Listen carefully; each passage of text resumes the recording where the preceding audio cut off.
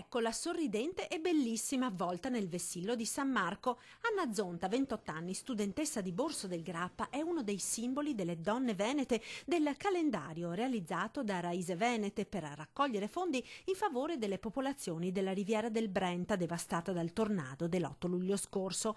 Volto simbolo della bellezza veneta con la pelle nera, perché Anna, originaria dell'Uganda, è stata adottata quando aveva 8 anni da una coppia trevigiana ed ora è orgogliosa di rappresentare quella che considera la sua terra. Mi sento al 100% veneta.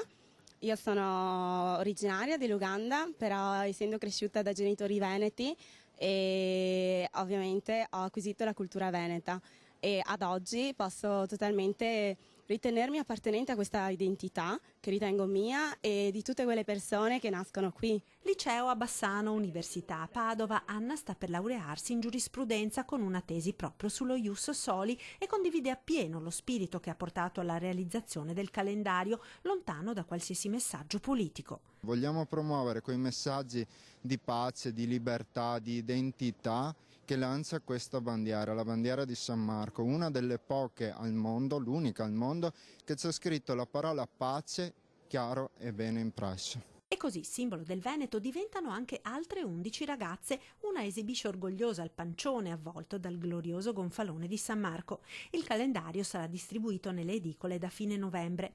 Anna sorride, orgogliosa, sperando che l'iniziativa possa portare un contributo importante alla gente della Riviera, gente veneta che parla dialetto proprio come quello che le ha insegnato la nonna. E siccome ea parla solamente il veneto, anche a me mi adeguo.